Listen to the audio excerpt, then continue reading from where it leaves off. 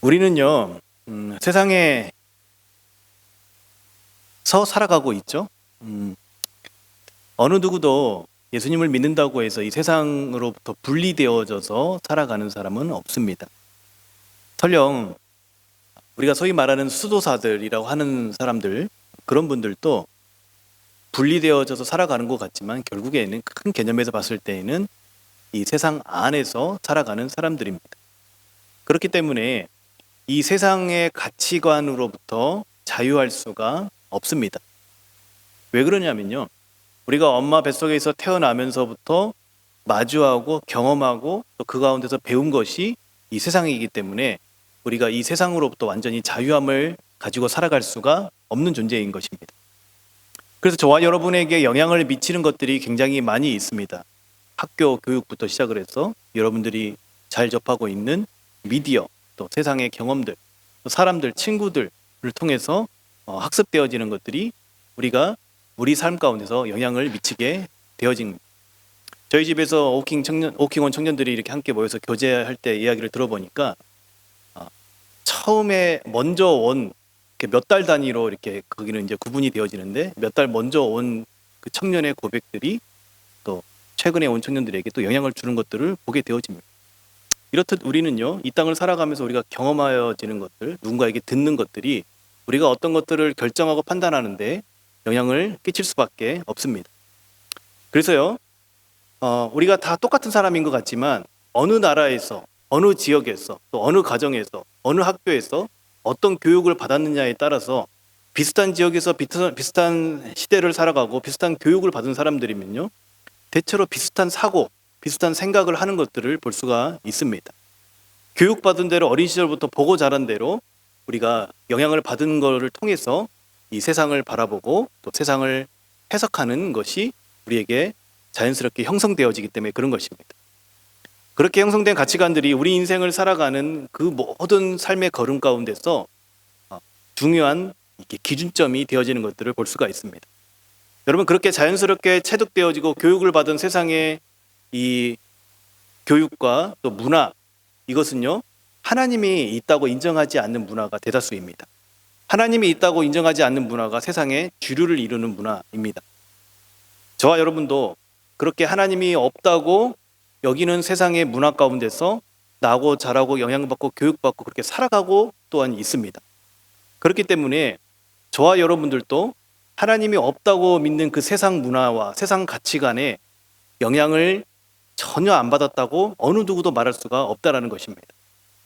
그렇기 때문에 우리가 잘 분별하지 않으면요, 저와 여러분도요, 우리가 기독교인이면서도 불구하고도 여전히 이 두 가지 가치관이 우리 안에 존재해서 우리도 모르게 세상의 가치관을 따라서 선택하게 되는 것을 경험할 수밖에 없는 것입니다. 세상의 가치관이 우리 가운데 어떻게 들어온지 아십니까? 저는 그 표현을 이렇게 젖어든다라는 표현을 쓰고 싶습니다. 젖어든다는 것은요, 참 무서운 결과를 우리 가운데 야기합니다. 천천히 젖어들기 때문에 나도 모르게 어느 순간에 그렇게 되어 있게 되는 것을 경험하게 되는 것입니다. 저와 여러분이 우리 주님 앞에 서 있다고 하지만 우리도 세상 가운데서 자유할 수 있는 존재가 아니기 때문에 저와 여러분 안에도 그러한 세상의 기준들이, 세상의 가치관들이 우리가 인식하든 인식하지 못하든 내재하고 있다는 것을 우리는 인정할 수밖에 없습니다. 어떠한 것들은요, 굉장히 분명하게 분별해서 구별해낼 수가 있습니다.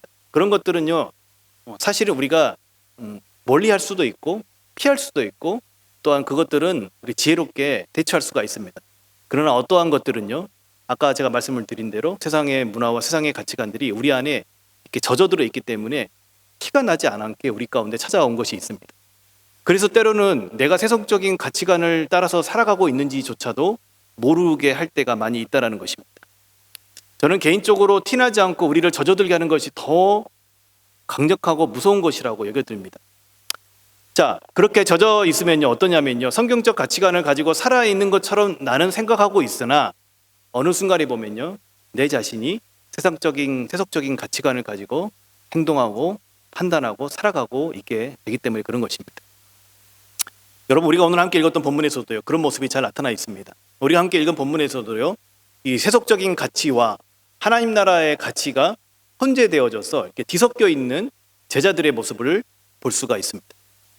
누가 그랬다고요? 예수님의 제자들이, 예수님께 부름을 받았던, 예수님과 함께 먹고 자고 생활하면서 예수님의 가르침을 받고 또 예수님께서 보이시던 이적을 경험했던 그 제자들마저도요, 여전히 자기들 안에 내재되어 있는 그 세속적인 가치, 세상의 가치를 버리지 못하고 있음을 보게 되어진다는 것입니다.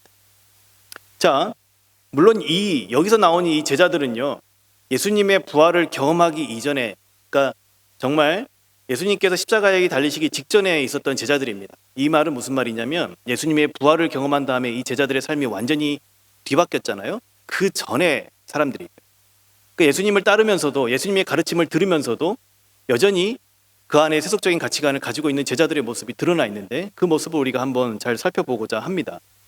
특별히 제자들은 세속적인 관점에서 오늘 본문에 나타나 있는 그 대상들이 있어요. 먼저 어린아이, 또 부자 청년, 그리고 제자들 자기가 자기 자신들을 어떻게 바라보는지에 대해서 성경은 잘 밝혀주고 있다고 여겨집니다. 자, 오늘 본문에 나타난 제자들에게 뒤섞여 있는 세속적인 가치관이 무엇인지 우리 함께 살펴보도록 하겠습니다.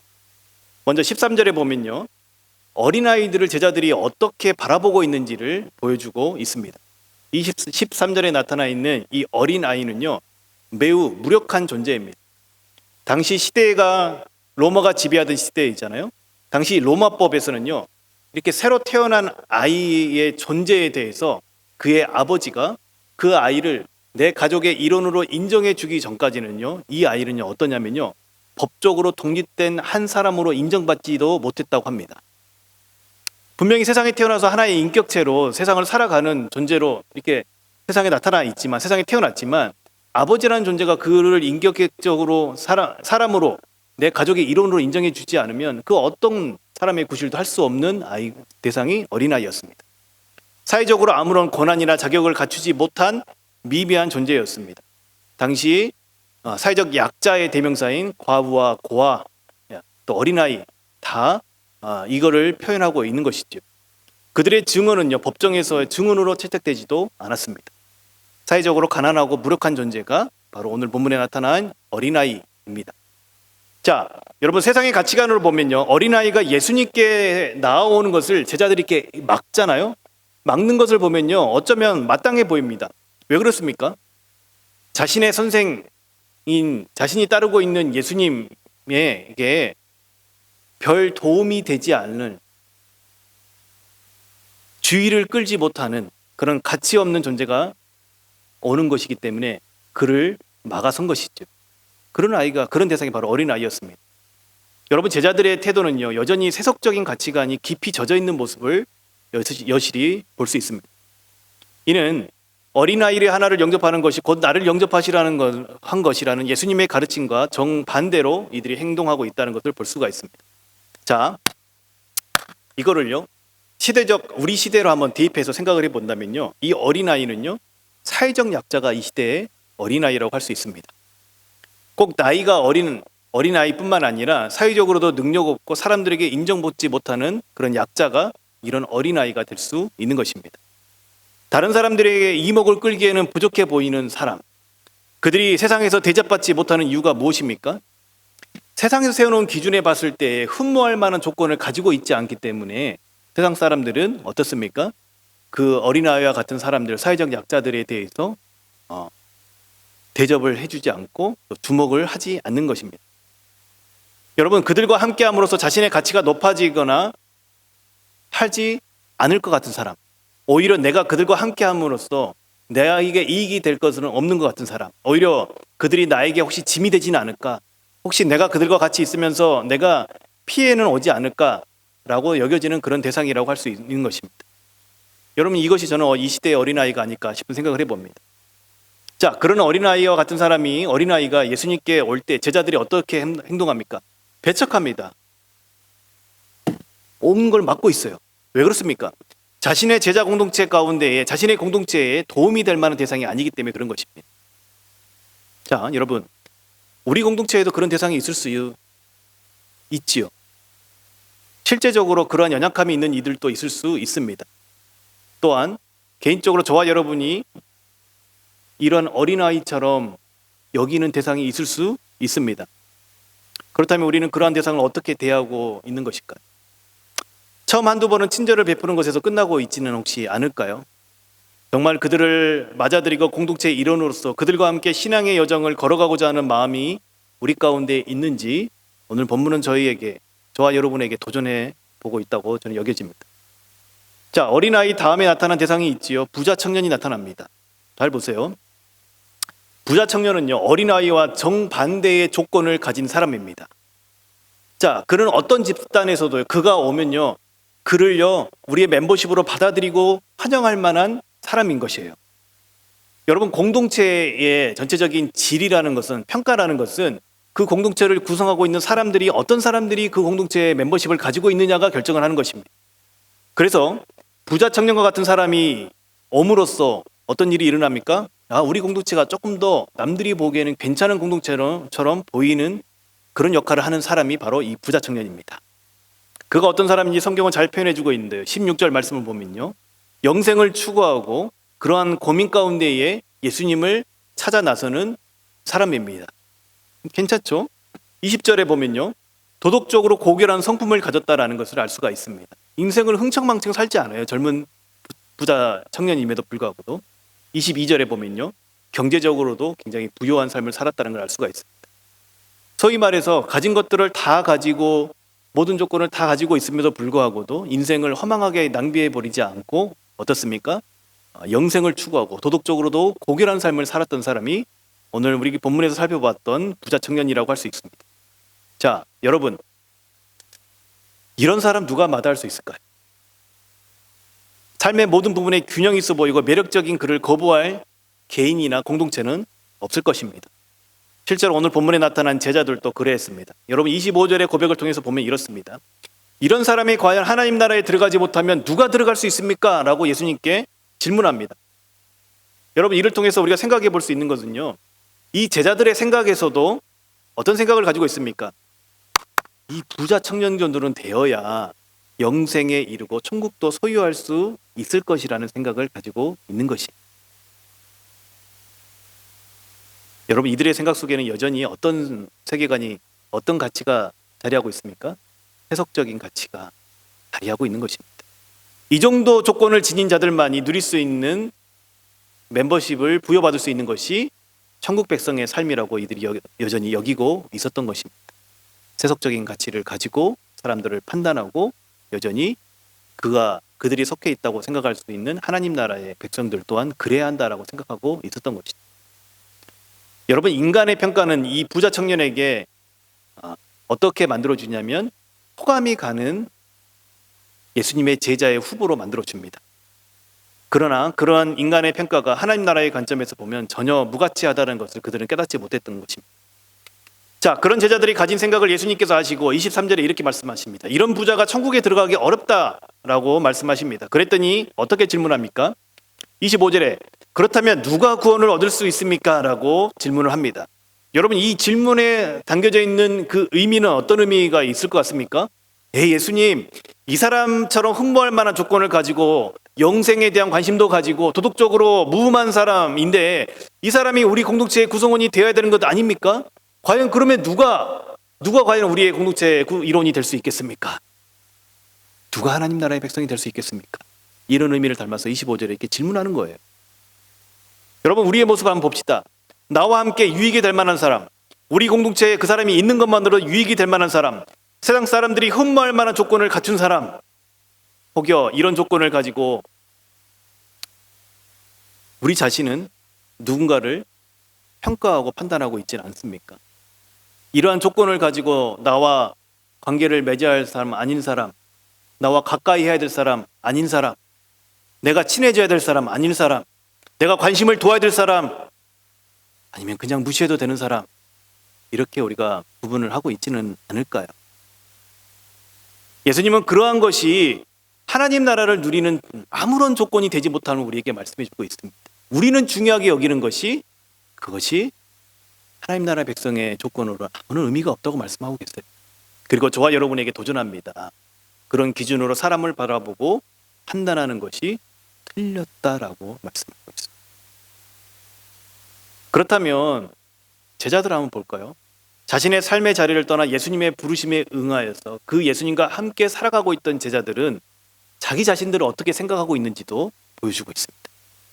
자, 27절의 내용을 통해서 보면요, 자신들의 헌신에 대한 대가가 지불되어야 한다라고 생각을 하고 있습니다.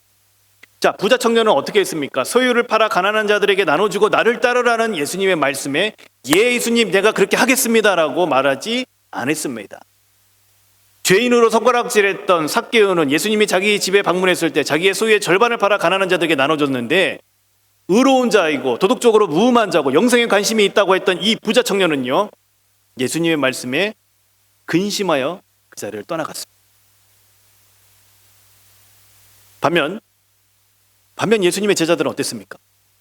모든 것을 버리고 예수님을 따랐습니다. 27절에 보면요, 부자 청년과 달리 자신들은 예수님을 따르는데 그러한 자신들에게는 어떤 보상이 주어집니까? 라고 예수님께 질문하고 있죠. 궁금한 거예요. 어린아이와 부자 청년에 대한 예수님의 이야기를 듣고 보니까 그러면 우리는 어떻게 되는 것인가 궁금했던 겁니다. 이들의 생각 속에는요, 언젠가 이에 대한 대가가 있을 것이라고 기대하고 있는 그 마음이 이 질문 가운데 그대로 다 드러나 있는 것입니다.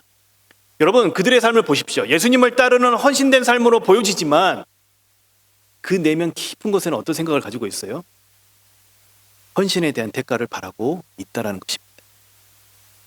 물론 예수님의 부활을 경험하기 전의 제자들의 모습이지만 어쩌면 우리의 모습과 너무 닮아 있는 것 같아 보입니다. 예수님의 제자였던 야고보와 요한이 이런 이야기를 했죠. 예수님의 좌편과 우편에 자리를 요구했었습니다. 또 그의 어머니가 예수님께 인사청탁을 했었죠. 그러한 모습을 보고 다른 제자들이 분이 여기는 사건들이 있었습니다. 여러분, 이것이 그 제자들의 마음 가운데에 어떤 마음을 품고 지금 예수님을 따르고 있는지를 잘 보여주는 사건으로 저는 보여집니다. 여러분, 이런 논리 또한 세상의 세속적인 가치관으로 우리 가운데 주어진 것입니다. 세상에서는 어떻습니까? 어떠한 헌신은요, 다 거기 안에 대가를 염두하고 하는 헌신이에요. 그렇기 때문에 반드시 자신의 헌신에 대한 보상을 반드시 요구합니다. 가장 쉬운 예가 무엇일까요? 여러분, 최근에 뉴질랜드도 이제 선거를 치렀는데 선거 캠프를 보면요, 제가 아는 분도 어떤 분의 국회의원의 선거 캠프에서 활동하시는 분이 계셔가지고 제가 그분을 통해서 그 내용을 좀 세세히 들었었는데요. 선거 캠프에서 참여해서 같이 그 선거 캠프를 이끌어 가시는 분들은요, 대다수가 봉사로 합니다. 그 선거에서 그 후보를 당선시키기 위해서. 그 페이를 받고 하시는 분들이 이렇게 많지 않아요. 그런데요, 그 후보가 당선이 되면 어떤 줄 아십니까? 자신의 기여도에 따라서 반드시 한 자리를 요구하게 되어져 있습니다. 여러분, 오늘 이 제자들의 모습이 딱 그 모습이에요. 제자들은 자신의 모든 것을 버리고 다 버리고 예수님을 따르고 있다고 하면서 그에 따른 대가를 기대하고 있는 것입니다. 이들은 자기 자신을 바라볼 때도 여전히 세속적인 가치관을 가지고 내가 예수님을 이렇게 따르면 내가 예수님 앞에 내 인생을 이렇게 헌신했으니까 예수님께서 이 정도는 해주시겠지, 이런 가치관으로 바라보고 있다는 것입니다. 사랑하는 여러분, 혹시 우리가 하는 헌신과 봉사, 사랑의 행위 가운데서도 어떠한 대가를 기대하고 있지 않는지 성경은 우리 가운데 도전합니다. 하나님의 사랑에 반응하여서 모든 것을 사랑의 동기로 하는 이에게 주어지는 것이 우리 주님께서 저와 여러분에게 주시고자 하는 하나님 나라임을 말씀해 주고 있는 것입니다. 예수님께서는 세상에서 마땅하다고 여겨지는 그러한 가치들, 세속적인 가치들, 우리도 모르게 선택하고 판단하고 행동하고 하고 있던 그런 세속적인 가치들을 거부하라고 말씀하세요. 미미한 존재이고 아무런 권한을 가지지 못한 어린아이와 같은 존재를 대할 때도 세상에서 마땅히 그들을 대하는 것처럼 그렇게 하지 말라라고 말씀하십니다. 그러면서 저와 여러분에게 강력한 말씀을 주시는 거 있는데, 지극히 작은 자 하나에게 하는 것이 나에게 하는 것이다 라고 말씀합니다. 왜 그러냐면요, 우리가 하나님의 가르침과 하나님의 뜻을 따라서 하나님의 나라를 받아들이면서 살아가는 사람들이라고 한다면 반드시 사람에 대한 새로운 태도들, 사람에 대한 새로운 마음의 중심이 생겨나는 것이기 때문에 우리 주님께서 지극히 한 사람에 대한 우리 마음의 태도와 변화를 통해서 그것이 너희들이 나를 향한 헌신과 나를 향한 마음과 나를 향한 사랑의 표현이다라고 그렇게 여기시겠다고 말씀하시는 겁니다. 모두에게 환영받고 고귀한 모습을 지닌 이들만 환영하는 그 세상의 가치를 거부하라고 말씀하십니다. 무언가 대가를 바라고 헌신하는 그러한 헌신 거부하라고 하시는 것입니다. 그리고 예수님께서는 자신의 제자 공동체가 지녀야 할 가치가 무엇인지를 말씀해 주고 있습니다. 새로운 관점을 지녀야 하는데, 새로운 세계관을 지녀야 되는데, 새로운 중심과 새 마음을 지녀야 되는데, 그러한 관점을 지니게 되면 어떻게 생각이 변화해야 하는지를 말씀해 주고 있어요. 어린 아이와 같은 자야만이 하나님 나라의 상속자가 될 수 있다. 여러분, 이것은 무엇을 말씀하는 걸까요? 아까 제가 말씀드린 것처럼 무조건 무능한 자가, 이 세상에서 무능한 자가 되라는 것일까요? 그런 것을 의미하는 것이 아닙니다. 어린아이가 가지고 있는 상징성을 가지고 말씀하시는 것입니다. 여러분, 어린아이는요, 부모가 베풀어주는 사랑에 근거하여서 살아갈 수밖에 없는 존재입니다. 그제 우리 정현이의 조카가 100일을 맞이했다고 합니다. 그 아이는요, 여러분, 부모가 사랑으로 베풀어주는 그 사랑이 없으면요, 생명을 유지할 수 없는 존재가 바로 그 어린아이. 부모를 전적으로 의지하지 않고서는 그 어떤 고난도 얻을 수 없는 존재인 것이죠. 하나님의 사랑에 근거하여서 우리가 어린아이와 같이 살아가라고 한다는 것은 그 하나님의 사랑에 근거하여서 그 삶을 살아가라는 걸 말하는 것입니다. 하나님을 전적으로 의지하지 않고서는 어떤 것도 주장할 수 없는 그러한 삶을 살아야 함을 말씀해 주고 있는 것입니다. 이것이 바로 영생을 얻는 길임을 우리 주님께서 오늘 말씀하죠. 이러한 어린아이와 같은 자야만이 천국에 들어갈 수 있고 참된 제자의 삶을 살아갈 수가 있다라는 것을 말씀하십니다. 그분을 의지하고 살아가라는 거예요. 그분이 없이는 살아갈 수 없는 존재라는 걸 인정하고 살아가는 것이 바로 이 어린아이와 같은 삶인 것입니다. 어떻습니까? 예수님께서 제시하는 관점들은요, 제자들이 어린아이를 바라보는 관점과 정반대였죠. 또한 그들이 연약하다고 여기는 그 부분이 오히려 어떻습니까? 하나님 나라를 상속받는 귀한 요소가 되고 있음을 말씀해주고 있는 것입니다. 우리가 생각하고 있는 사고를 완전히 새롭게 하지 않으면, 우리가 가지고 있는 우리 안에 덕지덕지 붙어있는 이 세속적인 가치관을 완전히 새롭게 하지 않으면 하나님 나라를 상속받을 수 없다. 예수님께서 부자 청년에게 무엇을 말씀하셨어요? 완전해지고 싶으냐? 영생을 얻고 싶으냐? 그러면 너의 재물을 팔아 가난한 자들에게 나눠주라고 말씀하셨습니다. 여러분, 이것은요, 진짜 내 있는 통장을, 우리가 예수님의 제자가 되려면 통장에 있는 돈을 다 털어가지고 주변 사람들한테 다 나눠줘야 한다라는 그런 의미를 가지고 있는 것이 아니라 자신의 모든 소유의 권한이 우리 주님께 있음을 인정하라는 것입니다. 그가 진정으로 영생을 얻고자 한다면 어떤 선택을 해야 되는 겁니까? 그가 진정으로 영생을 얻고 그것을, 그 영생이라는 것을 가치 있게 여긴다면 자신의 모든 것을 들여서라도 그것을 얻고자 해야 하는 것입니다. 왜 그러냐면 그 영생을 주실 수 있는 분께 자신의 모든 것을 드릴 수 있어야 그분에 대한 참된 헌신과 그분을 우리가 받아들였다라고 말할 수 있기 때문에 그런 것이죠. 우리가 이 부자 청년처럼 할 수 있다고, 부자 청년과 같이 우리 주님께서 우리에게 요구하셨을 때에 우리가 가지고 있는 모든 소유, 우리가 가지고 있는 모든 것을 팔아 가난한 자들에게 나눠주라고 했을 때에 내가 가지고 있는 건 내 거라고 주장하지 않고 우리가 누군가에게 나누고 누군가를 섬길 수 있는 그런 사람은요, 어떤 사람만이 가능하냐면요, 이 땅에서 내가 가진 물질, 내가 가진 능력, 이것이 나를 보장해주고 나를 뒷받침해주고 나의 미래의 삶을 답보해준다는 그런 생각이 아니라 이 땅에서 하나님이 내 삶을 책임져 주시는 분이시라는 그런 믿음의 근거가 있는 사람만이 자신의 것을 나눌 수가 있는 것입니다. 예수님께서 그걸 요구하셨던 거예요. 마태복음 13장에 예에서 우리 다시 한번 생각해 봅시다. 밭에 감추인 보화와 진주를 구하는 장사 이야기가 마태복음 13장에 나타나 있죠. 여러분, 이들이 취하는 행동이 무엇입니까? 진짜 가치 있는 그 보화를 발견하니까 자신의 모든 소유를 팔아서 그 보화를 어떻게 해요? 삽니다. 그걸 어떻게 했냐고 하면요, 기쁨으로 그거를 감당했다고 마태복음 13장 43절 이후에 나타나 있습니다. 여러분, 하늘의 가치를 발견한 이들은요, 세상의 가치와 그것이 비교할 수 없다는 것을 깨닫기 때문에 이러한 일들이 가능한 겁니다. 그런데 잘 보십시오. 제자들이 그렇게 괜찮은 사람이라고 여겼던 세속적인 가치관으로 봤을 때 이가 우리 공동체에 들어오면 참 괜찮은 사람일 거라고 여겼던 그 부자 청년은요, 슬피해하며 돌아갔어요. 예수님의 그 요구에. 여전히 자신의 소유가 자신을 지켜줄 것이라는 그 생각에서 벗어나지 못하고 그는 돌아갔던 것을 알 수가 있습니다. 여러분, 어린아이와 같이 하나님을 전적으로 의존하는 삶을 사는 이들에게 약속된 것이 바로 천국인 것입니다. 부자 청년은 이 땅에서 환영을 받습니다. 제자들도 그를 세상적인 관점에서 환영을 했습니다. 그런 환영받는 이가 결국에는 어떤 선택을 했냐면요, 근심하여 돌아갔어요. 그가 선택한 것은 이 땅의 가치를 붙들었기 때문에 영생을 소유하지 못하게 된 것입니다. 이 땅에서 그가 가지고 있는, 그가 자랑하고 있는,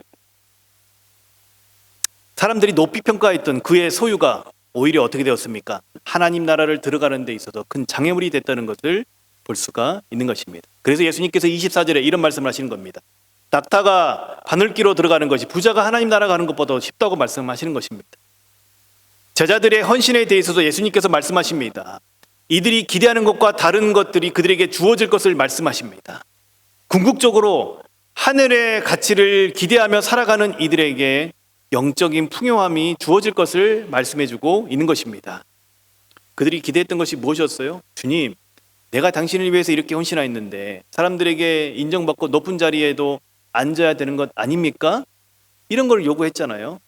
이런 마음이 예수님을 위해서 자신의 모든 것을 놓고 모든 것을 내려놓고 쫓아가고 있다는 이 제자들의 속내였던 것입니다. 그런데 예수님은 그들의 기대하는 대가가 아닌 전혀 다른 가치를 이들에게 전해주십니다. 그리고 궁극적으로 우리가 누려야 될 것이 바로 우리 주님이 주실 영적 풍요함임을 말씀해주고 있는 것입니다. 사랑하는 여러분, 이 말씀을 통해서 우리 주님께서 저와 여러분에게 지금 이 순간 주시고자 하는 메시지, 주시고자 하는 그 도전은 무엇일까요? 세상의 가치관이 아닌 구별된 하나님 나라의 가치관을 지닌 자들에게 천국이 주어진다는 것을 말씀하고 있습니다. 오늘 본문에서 제자들은 세상의 가치와 하나님 나라와 가치가 뒤섞여서 혼돈되어져서 우리 예수님께서 하시는 말씀을 생각해 봤을 때에는 의아한 부분들이 많이 있었습니다. 어린아이를 대할 때도 그렇고 부자 청년을 대하는 예수님의 태도를 보면서도 그랬고, 자신들의 헌신을 통해서 무엇을 얻을까 질문할 때도 예수님이 잘 이해가 안 갔던 거예요. 그러나 오늘 본문에서 예수님께서는 우리에게 자연스럽게 체득되어지고 주입되어져 있는, 우리 안에 내재되어 있는 세속적인 가치관을 꼬집어내십니다. 끄집어내세요. 그리고 그러한 것들에 대한 대안적인 새로운 관점을 우리에게 제시해주고 계십니다. 예수님께서는 세상과 사람을 바라보는 새로운 관점을 저와 여러분에게 지니라고 말씀합니다. 그 나라를 주시기 원하시는 하나님을 전적으로 의존하는 삶을 살아가라고 말씀합니다. 기쁨으로 그 나라에 동참하여서 이 땅에서도 영적인 풍요로움을 누릴 것을 말씀합니다. 이러한 나라에 적극적으로 동참할 수 있는 이들은 자신의 삶의 자리에서, 세상 안에서 사람을 바라보는 관점이 새롭게 나타나는 것을 적극적으로 우리가 발견해 볼 수가 있는 것입니다. 사랑하는 여러분, 우리 또한 이러한 세상의 가치로부터 자유할 수가 있을까요? 우리가 예수님을 몇 년 믿어왔고 교회에서 얼마나 많은 예배를 드리고 어떤 봉사를 한다고 하는 것, 여러분, 그게 중요한 것이 아니라요, 그렇게 한다가 한들 우리는요, 세상에 발딛고 세상에서 살아가기 때문에 세속적인 가치관으로부터 자유할 수 없는 존재입니다. 우리가 예수님을 믿는다는 것의 의미, 복음을 받아들인다는 것의 의미가 무엇입니까? 세상의 중심에 하나님을 두고 그 하나님의 통치를 받아들이고 다스려 가시는 새로운 가치관을 가지고, 새로운 세계관을 가지고 이 세상을 바라본다는 것 아니겠습니까? 그럼에도 불구하고도 우리는요, 여전히 세속적인 가치관, 하나님과 함께 살아가야 하는 존재입니다. 그리고 그럼에도 불구하고도 우리는 어린 시절부터 우리 안에 체득되어져 있는 끊임없이 우리에게 영향을 주는 그 세속적인 가치관과 함께 우리 인생을 살아가야 되는 존재인 것입니다. 그래서 오늘 본문은 저와 여러분에게 도전을 줍니다. 우리에게 젖어들어 있는 이 세속적인 가치관에서 과감하게 떠날 것을 말씀해주고 있습니다. 그러한 이들에게는 하나님 나라가 허락되어져 있지 않다라고 말씀을 하고 있는 것입니다. 두 가지 가치를 적절하게 판단하여서 취사 선택하면서 살아가라고 그렇게 말씀하지 않으십니다. 세상의 가치관을 분별하여 버리고 하나님께서 주인 되어 주시고 중심이 되어 주시는 새로운 하나님 나라의 가치관을 가지고 그 세계관을 가지고 나 자신을 바라보고 세상을 바라보고 사람 한 명 한 명을 그렇게 바라보라고 우리에게 말씀하시는 것입니다. 말씀을 통해서 우리 스스로에게 도전해 봤으면 좋겠습니다. 저와 여러분은 어린아이와 같은 대상을 대할 때와 부자 청년을 대할 때 어떤 마음의 자세를 가지고 지내왔었습니까? 또한 여러분이 하나님 앞에 하는 헌신을 어떤 마음을 가지고 그 헌신의 자리에 임하고 있었습니까? 여러분, 이것은요, 예수님께서 제시하신 몇 가지 예에 불과합니다. 저와 여러분이 만나는 사람, 하는 일, 생각하는 사고의 그 기준에는 무엇이 우리의 생각과 우리의 판단의 기준이 되어 있었습니까? 세속적인 가치관이었나요? 아니면 그것이 성경적인 가치관이었나요? 바라기는 저와 여러분 모두에게 혼재되어 있는 세속적인 가치관을 구별하고 참된 제자로서 하나님 나라의 가치관을 가지고 살아가는 저와 여러분이 되기를 바랍니다. 우리가 세상 문화에 젖어든 것처럼, 그렇게 자연스럽게 세상 문화에 젖어들은 것처럼 이 성경적 가치관, 하나님 나라의 가치관에 이렇게 조금씩 젖어들어서 그것이 우리의 삶의 전부를 지배해 가기를 간절히 소망합니다. 하나님께서는 우리가 어떤 가치를 가지고 살아가기를 원하시는지, 저와 여러분의 삶 가운데서 여러분이 어떤 마음의 중심을 가지고 살아가기를 원하시는지 오늘 한 주간 동안 나와 온 세상과 사람을 어떻게 바라보기를 원하시는지 여러분 반복적으로 말씀을 고민하는 가운데에 젖어드는 여러분이 되기를 원합니다. 만나는 수많은 상황 속에서 내 안에 일어나는 판단, 선택을 유심히 살피며 분별해가는 저와 여러분이 되기를 바랍니다. 그리하여서 이 땅에서도 하나님 나라를 소유하고 영생의 복을 받아 누리게 되는 저와 여러분이 되기를 우리 주 예수 그리스도의 이름으로 축복합니다.